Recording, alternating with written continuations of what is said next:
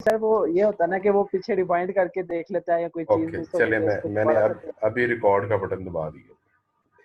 ये चलें ठीक four four basic building blocks हैं जिसकी मदद से आप डिफरेंट मैट्रिसेस जो सिलेक्शन क्राइटेरिया के डिफरेंट मैट्रिसेस हैं उनको मेजर कर सकते हैं। तो सबसे पहला मैट्रिसेस जो है, 4 कॉमन मैट्रिसेस हैं, मैं उनको ड्रॉ करता हूँ। यहाँ से लिखना थोड़ा सा मुश्किल है। कॉमन मैट्रिसेस जो हैं वो सबसे पहला है सेंसिटिविटी,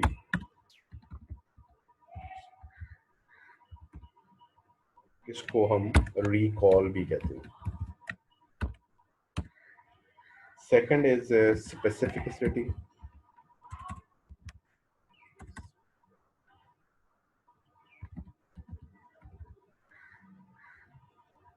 and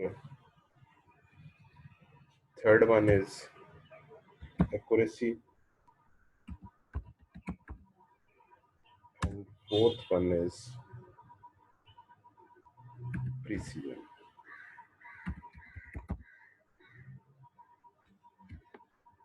ये 4 हैं। The first one is sensitivity. Sensitivity का एक फॉर्मूला है, इन सबके फॉर्मूलाज हैं, तो मैं पहला फॉर्मूला यहाँ पे लिखता हूँ। सेंसिटिविटी का फॉर्मूला ये है कि TP true positive over true positive plus false negative, ये इसका फॉर्मूला रिकॉल। उसके बाद स्पेसिफिसिटी का है फॉर्मूला कि true negative over true negative plus false positive. इसके बाद एक्यूरेसी का फॉर्मूला है कि true positive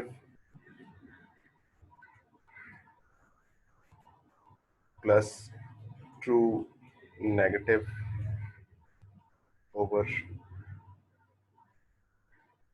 TP plus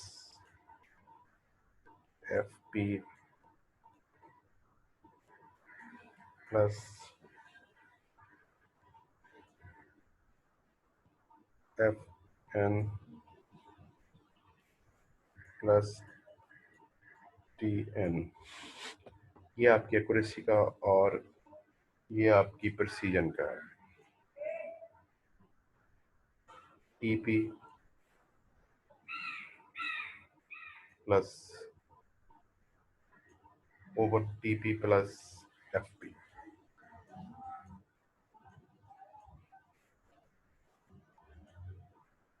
sorry F.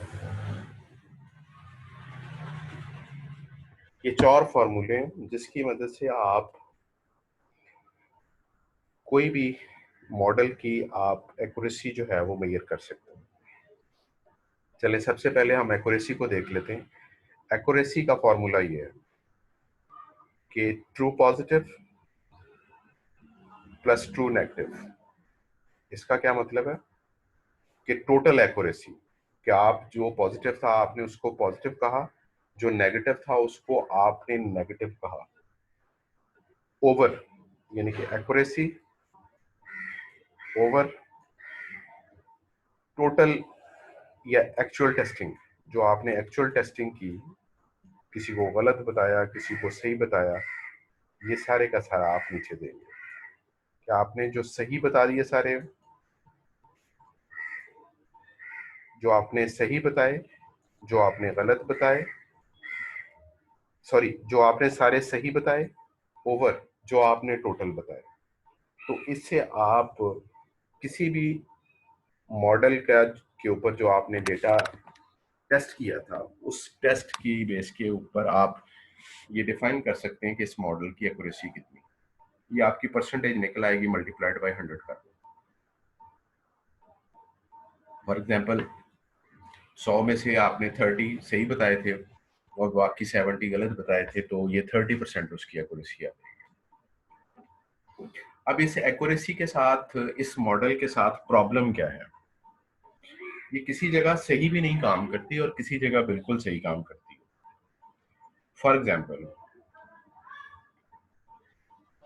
आपने एक लैब खोली हुई है, लैब आपने सपोज बलालगंज के पीछे जाके उसको ओपन किया हुआ है और वो कैंसर डायग्नोस्टिक की लैब। अब आपके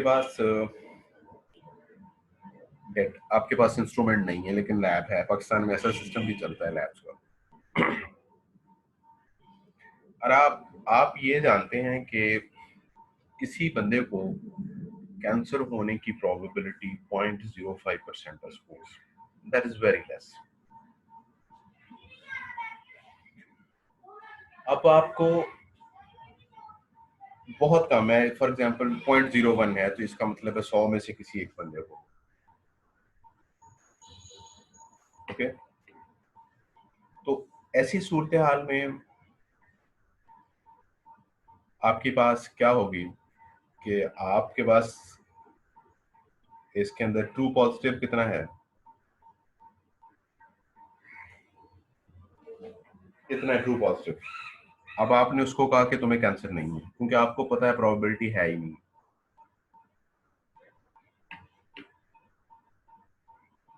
हेलो जी सर। आपने कहा कि आपको नहीं है कैंसर, क्योंकि आपके पास सामान भी नहीं था। वैसे भी आपको अंदाजा है कि नॉर्मली बंदों को कैंसर नहीं होता, बहुत कम प्रोबेबिलिटी है। तो ऐसी सूरत हाल में आपने उसको कहा कि तुम्हें नहीं है कैंसर, तो क्या होगा? ट्रू पॉजिटिव 0 है, सॉरी एक सेकंड, फॉल्स पॉजिटिव 0, फॉल्स दूसरा जो है ट्रू नेगेटिव 0, सॉरी ये हो जाएगा 1 और ये हो जाएगा 99। ऐसा ही है।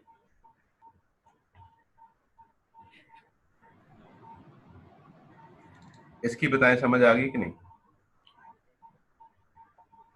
क्या आपको ये पता नहीं है? सर, रिपोर्ट कर दूं। जी, आपको ये पता है कि 99% लोगों को कैंसर नहीं होता, ठीक है? अब आपने कोई पर्सन आया है, आपने बगैर टेस्ट किए उसको कह दिया कि तुम्हें कैंसर नहीं है, क्योंकि आपको पता है प्रोबेबिलिटी है ही बहुत कम है, तो आप उसको कहेंगे आपको कैंसर है? नहीं, तो ट्रू पॉजिटिव 0 आ गया। फॉल्स नेगेटिव, आप गलत भी नहीं बोल रहे, ये भी बात ठीक है। इसके अलावा फॉल्स नेगेटिव यहाँ पे आएगा कि आपने उसको कहा तुम्हें कैंसर नहीं है, हो सकता है उसको हो कैंसर, तो उसके चांस कितने हैं? 100 में से 1 है। आपने 100 लोगों को ये कहा था तुम्हें कैंसर नहीं है, उसमें 99 को आपने बिल्कुल सही कहा। क्या ये मैट्रिक्स पूरा हो गया? वही वाला, ये बी था, ये एम था, ये पी था, ये एम था। जी, अब दोबारा बताएं मुझे, इसकी समझ आ गई है? जी सर। किसी को कोई मसला हो तो बोल सकता है कि 100 बंदों को आपने टेस्ट किया, अब आपने सबको ये कह दिया कि आपको कैंसर नहीं है, क्योंकि आपके पास लैब ही नहीं थी। आपने ये कहा कि आपको कैंसर नहीं है, तो वही बेसिक बिल्डिंग ब्लॉक्स में वैल्यू क्या आएगी? ट्रू पॉजिटिव, कि किसी को है और आपने भी कहा, आपने तो किसी को कहा ही नहीं, तो 0 आएगी वैल्यू। फॉल्स नेगेटिव, के किसी को नहीं है और आपने कहा है, आपने ऐसा भी नहीं कहा। फॉल्स, अब 100 बंदों को आपने कहा था कि तुम्हें नहीं है, जबकि उसमें एक बंदे को था, तो फॉल्स नेगेटिव में 1 आ जाएगा। और बाकी जो 99 है उसमें ट्रू नेगेटिव है, कि आपने कहा नहीं है और वाकई ऐसा ही था, तो ये वैल्यूज आती। ओके, तो एक्यूरेसी में अगर इनकी वैल्यू पुट करें तो एक्यूरेसी कितनी आएगी? 99 ओवर 100 मल्टीप्लाइड बाय 100, तो कितनी आ गई? 99%। Yes sir. तो आपने क्या किया फिर? ये तो लैब ना भी होती तो काम चल सकता।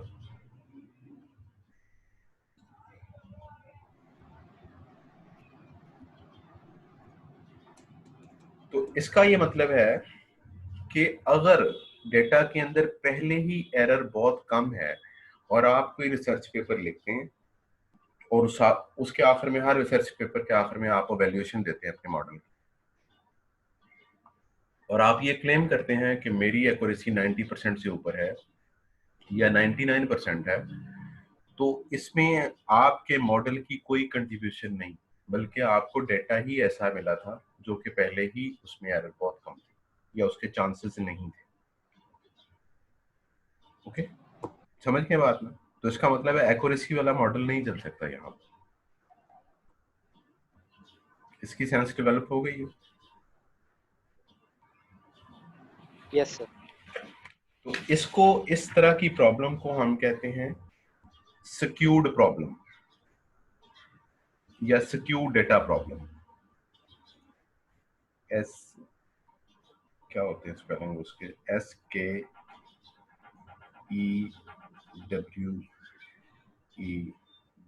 स्क्यूड क्लासेस कहते हैं या स्क्यूड डेटा प्रॉब्लम। क्या आपके पास डेटा सारा का सारा किसी एक क्लास में ही टाई करता था, एक ही जगह पे इकट्ठा था, या एक ही जगह पे डाटा की टिल्ट थी, और आपका डेटा जो है वो बैलेंस नहीं था। तो अगर जिसके अंदर बहुत कम जो है वो पॉजिटिव केसेस थे और बहुत ज्यादा ऑलमोस्ट सारी जो है वो नेगेटिव केसेस थे, तो इस तरह के डेटा के लिए आपके पास जो है वो एक्यूरेसी का मॉडल जो है वो नहीं चल सकता। ओके, अब इसकी अल्टरनेट क्या हो सकते हैं? इसके अल्टरनेट हमारे पास थे, एक रिकॉल था और एक प्रिसीजन थी।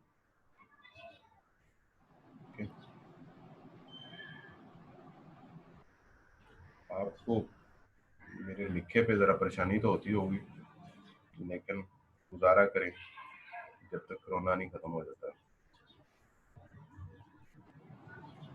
FN, ये इसका फॉर्मूला। TP का क्या मतलब होता है कि जो केसेस आपने कह लें कि आइडेंटिफाई किए थे,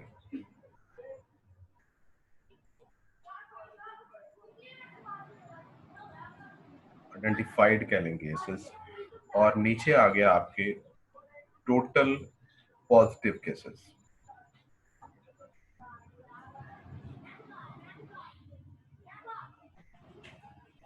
इसकी किसी को समझ ना हो तो बताए।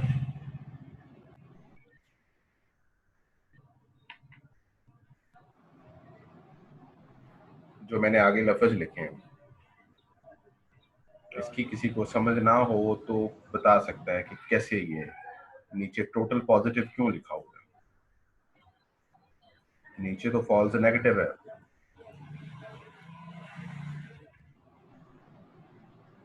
जी यमुना, आप बताएंगे नीचे तो नेगेटिव है।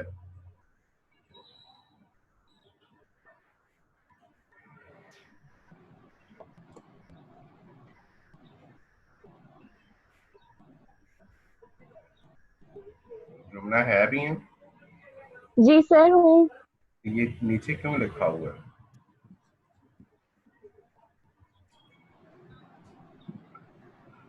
पता नहीं सर। तो यही तो मैं पूछ रहा हूँ कि इसकी समझ आ गई है इस क्वेश्चन की। रिकॉल का फॉर्मूला मैंने लिखा है और उसको मैंने इंटरप्रेट किया है कि सर मेरा नेट थोड़ा सा।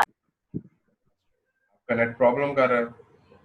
जी सर, इस वजह से आवाज भी थोड़ी कट कट कर आ रही है तो कुछ समझ नहीं आ रही। मैं बाद में रिकॉर्डिंग सुन लूंगी। चलें, जिसको सही आ रही है आवाज वो बताए। कामरान, आपको आ रही है?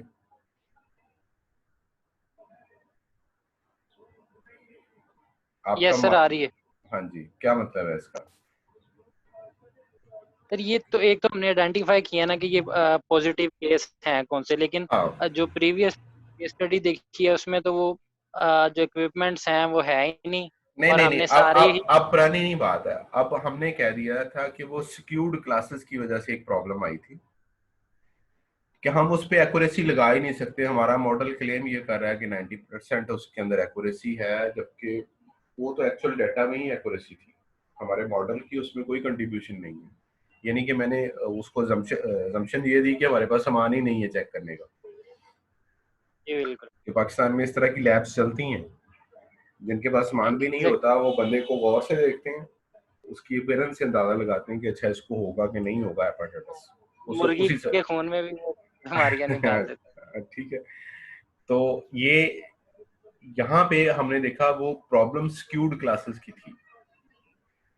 अब स्क्यूड हैं। यस क्लासेस को फिर किस तरह से हल किया जा सकता है? मैंने कहा उसकी दो है कि हम उसको फिर मैट्रिसेस चेंज कर देते हैं। हम एक्यूरेसी वाला मैट्रिक्स नहीं यूज करते, हम रिकॉल और प्रिसीजन यूज करते हैं। रिकॉल का फॉर्मूला ये था, TP over TP over TP plus FN. TP को मैंने कहा कि ये आइडेंटिफाइड केसेस होते हैं, कि वो केसेस जो हमने वाकई आइडेंटिफाइड कर लिए और बिल्कुल सही बात से की है, ये वो फॉर्मूला है। 99%। नहीं नहीं, अब 99 की 90। बात छोड़ दें। ठीक है इन ठीक है। अदर वर्ड्स, नीचे आ जी गया कि ये आइडेंटिफाइड है, ये आइडेंटिफाइड है, प्लस ये वो हैं जो कि हमने कहा इनको नहीं है और ये गलत बात है, उनको था, उनको था, पॉजिटिव उनका था, पॉजिटिव था। पॉजिटिव था। तो फॉर्मूला फिर यही बनता है ना कि ऊपर आइडेंटिफाइड, नीचे टोटल पॉजिटिव। जो हमने गलती से कह दिए कि नहीं है और जो वाकई थे, तो टोटल मिला के पॉजिटिव यही बनते हैं ना। Yes sir. Okay. तो ये इस वजह से इस तरह से लिखा हुआ। और प्रिसीजन में आपके पास क्या आता है कि आपके पास total positive plus false positive. क्या आपने ये एक्चुअली प्रिसीजन एक्चुअली केयरफुलनेस है, कितनी प्रिसीजन है कि आपने फॉर एग्जांपल आपने कुछ लोगों को कहा कि ये आइडेंटिफाइड है, प्लस वो लोग भी हैं इसके अंदर जिनको आपने कहा और जिनको आपने गलती से कहा कि तुमको भी है। ये आपकी प्रिसीजन को रिप्रेजेंट करता है। यानी कि इसको आप कहते हैं कि ये आइडेंटिफाइड हो गया आपके, और इसको इन टोटल को आप कहेंगे कि प्रिडिक्टेड एज पॉजिटिव। इन दोनों का मतलब है कि जिनको आपने प्रिडिक्ट किया कि आपको पॉजिटिव ही है, ये आपकी एक्यूरेसी आपको दे देगा। ठीक है कि फॉर एग्जांपल आपने 100 में से 80 लोगों को कहा कि आपको कैंसर है, जबकि 90 लोगों को था। ये आइडेंटिफाइड और टोटल को आपने ये कहा, असल में टोटल 80 थे जिनको था, जबकि ये फ्लू की बात कर लें, चलें कैंसर की ना करें, इतने लोगों को नहीं हो सकता, कि 80 लोगों को था और आपने भी कहा, साथ ही आपने 10 और लोगों को भी कह दी जिनको नहीं था, तो मल्टीप्लाइड बाय 100 कह देंगे, तो ये आपकी प्रोसीजन आ जाएगी। इन दो चीजों से सिक्यूर्ड क्लॉसेस जो है उनका मामला जो है वो हल हो सकता है अगर ये दोनों मैट्रिसेस आप लगा दें। अब देखते हैं कि कैसे हल हो सकता है। फॉर एग्जांपल हमारे पास कुछ मॉडल थे, मैं इसको क्लियर कर देता हूँ। आपके पास मॉडल थे M1, M2, M3, 3 मॉडल आपने बनाए थे अलग से। एक स्पोज SVM था, एक पोलिनोमियल रिग्रेशन थी, समथिंग जो भी कहें आपने, ये न्यूरल नेटवर्क था, और ये आपकी होगी प्रिसीजन और ये होगी रिकॉल। फॉर एग्जांपल पहला मॉडल जो है वो आपको प्रिसीजन देता है 0.01 और रिकॉल देता है 1। दूसरा मॉडल आपको प्रिसीजन देता है 0.5 और रिकॉल देता है 0.98। उन फॉर्मूलों से आप निकाल लेंगे तो निकल आएंगे। इसी तरह सपोज ये 0.8 है और ये 0.71 है। ये चौथा मॉडल जो है वो आपको देता है 0.7 कहने चलें, और इसको 0.8 कहते हैं। अब मुझे ये बताएं कि इनमें से which one is the good model.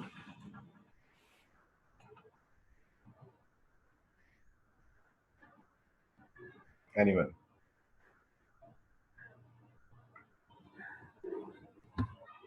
कौन सा मॉडल गुड हो सकता है?